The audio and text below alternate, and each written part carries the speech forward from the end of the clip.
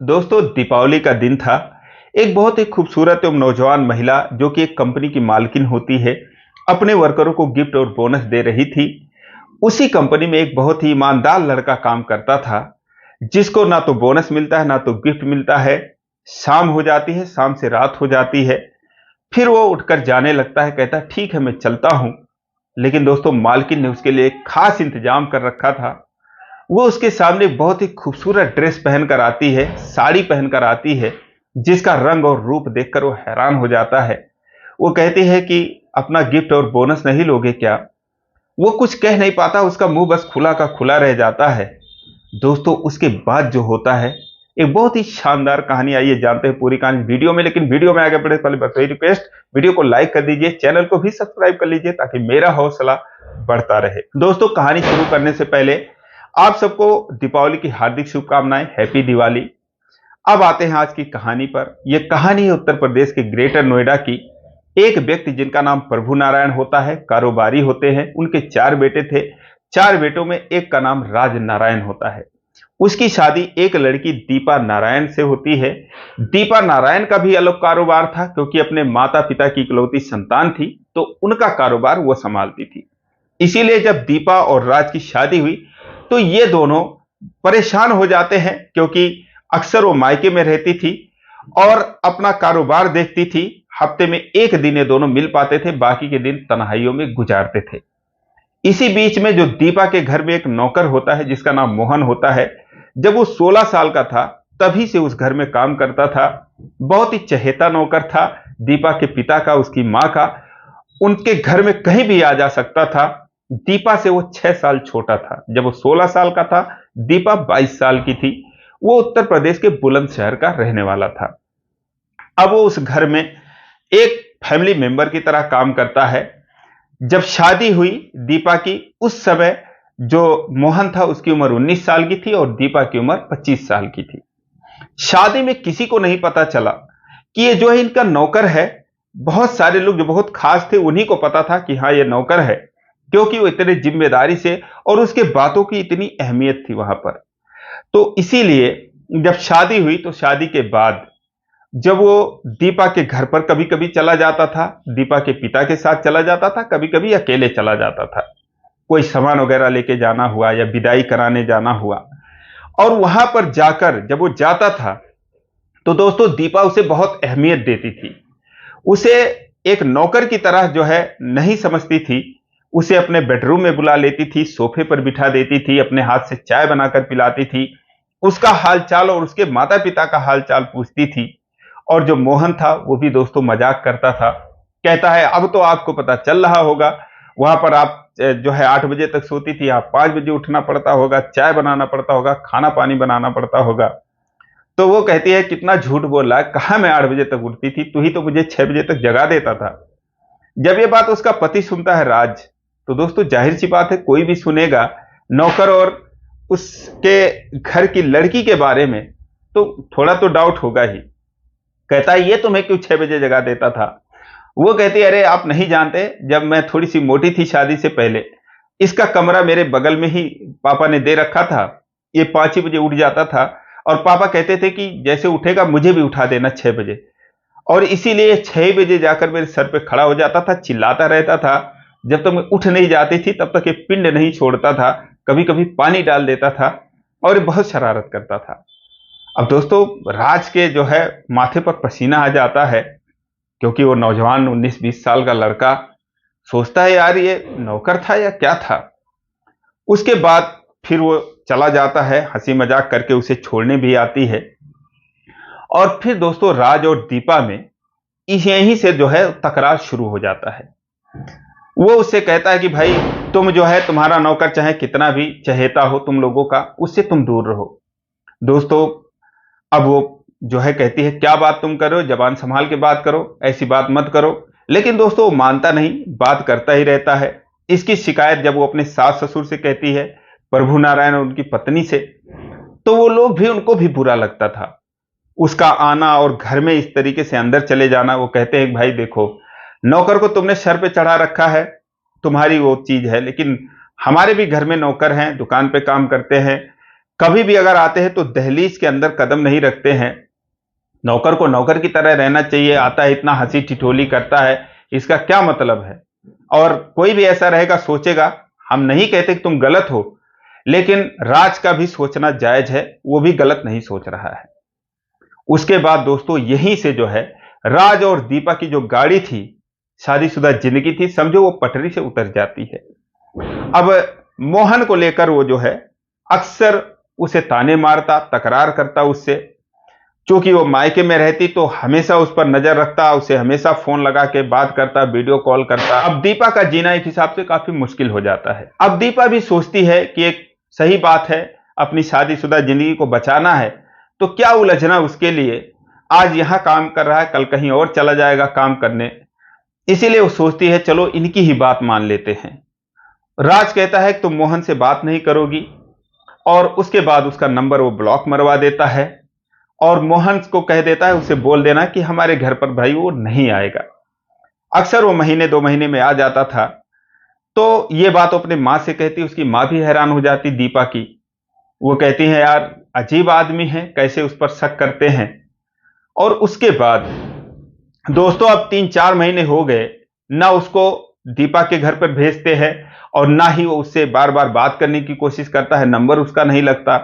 दीपा की मां से कहता है कि आंटी जी क्या बात है, पिछले 3-4 महीनों से आपने हमको भेजा नहीं उनके घर पे कोई सामान वगैरह लेने के लिए, कंजूस हो गए हो आप लोग, क्या बात हो गई? वो कहती है कि तेरा क्या काम है वहां पर, उसके पिताजी तो अभी लेकर गए थे, सामान दिए थे। वो कहता है कि अच्छा बात आप लोग किससे करते हो, नंबर बंद जाता है, मुझे भी नंबर बता दो, और मुझे लेकर क्यों नहीं गए, मुझे भी याद आती है उसकी।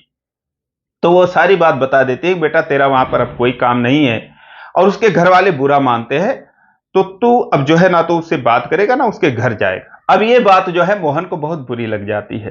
कहता है ठीक है, आज के बाद ना मैं तो बात करूंगा और ना ही जाऊंगा। उसके बाद दोस्तों दीपा के माँ की अक्सर तबीयत खराब रहती थी, तो दिल्ली में उनको दिखाने लाना पड़ता था। तो इस बीच में उनकी तबीयत खराब हो गई। ये हुआ कि अब दीपा को मायके आना चाहिए माँ को दिखाने के लिए। जब वो आ रही थी तो राज कहता है कि ठीक है जाओ, लेकिन उस नौकर के आसपास भी नहीं रहना, और मुझे दिखना नहीं चाहिए कि तुम्हारे आसपास वो रह रहा है, तुमसे बातें कर रहा है। दीपा झल्ला जाती, कहती मरो मत, और जो है उसके लिए मैं जहां जा रही हूं मुझे जाने दो, दिमाग मत खराब करो। उसको 10-20 बात सुना देती है और उसके बाद वो चली आती है। दीपा उससे कहती है कैसा है तू? कहता है ठीक हूं। उसके बाद दोनों बात नहीं करते, ना ही दीपा बात करने की कोशिश करती है, क्योंकि अक्सर जो है जो राज था वो फोन लगाकर चेक करता था कहां पर हो, क्या कर रही हो, नौकर कहां है तुम्हारा। इस तरीके से वो परेशान करता रहता था उसको, और वो जो है सब कुछ बर्दाश्त करती रहती थी। अब जब दिल्ली लाना दिखाना हुआ तो पहले जो था वो कुछ और था। पहले जब लाती थी दिखाने तो कभी मोहन गाड़ी चलाता था, कभी दीपा चलाती थी। दीपा ने उसको गाड़ी सिखाया था कि मेरी शादी हो जाएगी तो फिर कौन जो है मम्मी को ले जाएगा या पापा को कहीं ले जाना होगा ले जाएगा। तो उसने उसको गाड़ी सिखा दिया था। तो ये दोनों आगे बैठे रहते थे, उसकी माँ पीछे बैठी रहती थी दीपा की। लेकिन अब की बार माँ आगे बैठती है, दीपा जो है पीछे बैठती है। मोहन गाड़ी चलाता है, आते हैं दोनों एम्स में दिखाते हैं। कभी ऐसा नहीं होता था पहले कि ये लोग 5 मिनट तक चुप रहते, लेकिन अब जो है आए गए दोनों खामोश रहे। जो मोहन था अक्सर जो है दीपा की मां से तो बात कर लेता था, लेकिन दीपा से बात नहीं करता था। वो उसे शीशे में भी देखती थी कि क्या मुझे देखता है, लेकिन दोस्तों ऐसा कुछ नहीं था। वो समझ गया था कि मुझे बात ही नहीं करना है। हालांकि अंदर अंदर वो बहुत दुखी भी था, क्योंकि काफी लगाव हो गया था। जब वो छोड़ के जा रही थी, विदाई हो रही थी, तो उसने मोहन से लिपट कर रोई थी दीपा। बोली थी कि मम्मी पापा को छोड़ के मत जाना, उनका ख्याल रखना। वो भी रोया था। और तभी लोग सोचे थे कि कैसा नौकर है, किस तरीके से उसे इज्जत दी जा रही है। तभी कुछ लोग खुसर पुसर की बातें किए थे। फिलहाल कुछ दिन और बीत जाते हैं। कुछ दिन बीतने के बाद जो दीपा थी वो चली जाती है अपने ससुराल। राज के फिर ताने बोली सुनती है। राज उसे उल्टा सीधा कहता है, वो भी उससे तकरार करती है। ऐसे ऐसे 2 साल बीत जाते हैं। लेकिन एक दिन बहुत बड़ा हादसा हो जाता है कि जब दीपा की माँ की जो है वो मौत हो जाती है। उनकी तबीयत खराब रहती थी, उनको बीमारी थी, दिल्ली में इलाज चल रहा था। उनकी मौत हो जाती। उस समय दीपा उनके साथ ही थी, घर पर थी, और इस सदमे को जो है दीपा के पिता बर्दाश्त नहीं कर पाते हैं। 2-4 घंटे में हार्ट अटैक से उनकी भी मौत हो जाती है। जब ये दोहरा मौत होता है तो दोस्तों दुखों का पहाड़ टूट पड़ता है। दीपा जो है दहाड़े मार मार कर रोने लगती है। जो मोहन था उससे लिपट कर रोने लगती है, क्योंकि उसे पता था कि हमारा जो है, हम दोनों के सिवा लगता है अब हमारा कोई नहीं है। ये बात जो है, अब वहां राज भी था, राज के भाई लोग भी आए थे, उसके माता पिता आए थे, सारे लोग देखते हैं। सोचती है जिसको जो सोचना है सोचे। दोस्तों गम में कुछ सूझ नहीं रहा था। फिलहाल दोनों का अंतिम संस्कार किया जाता है, उसके माता पिता का। अब उसके बाद जब राज लौटता है तो कहता है कि चलो अब घर पर चलते हैं। वो कहती है मैं घर पर कैसे जाऊं, अभी मेरे माता पिता की आज ही डेथ हुई है, इतना सारा सब कुछ मैं कैसे जा सकती हूँ, कैसी बातें कर रहे हो। वो कहता है लेकिन मैं तो यहां नहीं रुक सकता। कहती है आपको कौन रोक रहा है, आप जाओ अपने घर पे जाओ, आप यहां क्या करोगे। वो कहता है लेकिन जो तुम्हारा नौकर है इसका क्या काम है। दोस्तों बीच बीच में पटाखे भी फूटते रहेंगे, उसका भी आनंद लेते रहिए आप लोग। दिल्ली में हूं मैं इस समय। तो राज कहता है ये जो तुम्हारा नौकर है इसका क्या काम है, अब सेठ जी तो चले गए, इसको भेज दो अपने घर जाए। वो कहती है ये क्यों घर जाएगा, इसका क्यों टेंशन ले रहे हो तुम। तो राज कहता है कि अब तो तुम्हें आजादी मिल गई, अब तो तुम दोनों फ्री हो गए, कोई रोकने टोकने वाला है नहीं, अब जमकर ऐश करो। अब दोस्तों आज के दिन, जब राज इससे पहले बहुत बातें बोल चुका था, लेकिन आज के दिन उसका पारा 7वें आसमान पर चढ़ जाता है। एकदम वो सब्र का बांध टूट जाता है। वो अपने पति को, राज नारायण को 2-4 झापड़ सबके सामने लगा देती है। राज के सारे रिश्तेदार, इसके सारे रिश्तेदार, दीपा के सब लोग सन्न रह जाते हैं। राज के माता पिता कहते हैं कि बहू आज हमने समझ लिया कि नौकर की अहमियत तुम्हारे नजर में पति से कहीं ज्यादा है। और उसके बाद वो राज से कहते हैं चल यहां से। उसे कहते हैं जरूरत होगी तो हमें बुला लेना, फोन कर देना, वैसे मुझे नहीं लगता कि तुम्हें किसी की जरूरत पड़ेगी, तुम्हारा नौकर ही काफी है, वही तुम लोगों का सब कुछ है। वहां पर जा रहे थे, ये फूट फूट कर रो रही थी। मोहन सोचता है कि यार मेरी वजह से इतना बड़ा ये हो रहा है। तो वो उन लोगों के हाथ जोड़ता है, पांव पकड़ता है, कहता है बाबूजी आप लोग बहुत बड़े लोग हो और मैं बहुत छोटा आदमी हूं, मैं कहीं भी कमा खा लूंगा, आप मेरी वजह से अपना घर मत बिगाड़ो, मैं ही चला जाता हूं। दोस्तों वो उधर जाने को हुआ, ये इधर जाने को हुए। अब जो दीपा थी वो अजीब से मोड़ पर खड़ी थी। एक ही मिनट के अंदर उसके मन में तमाम ख्याल आते हैं। वो सोचती है कि जो राज है उसको वो पिछले 2 सालों से देख रही थी, अपने माँ बाप का बना बनाया बिजनेस संभाल रहा था, उसमें भी वो नुकसान कर रहा था। उसके पिता हमेशा कहते थे तू नुकसान करता है, मेरे मरने के बाद तो तू ही डूबेगा चारों बेटों में, और तू सोचता नहीं, दिमाग नहीं लगाता। एक तो उस ऐसी भी था, और दूसरी बात कि वो हमेशा जो है उसको ताने मारता था, टोन कसता था उसके ऊपर, और उसमें तमाम कमियां थीं। इतना अच्छा भी नहीं था वो दीपा के लिए, जो राज था उसका पति था। दूसरी तरफ मोहन था।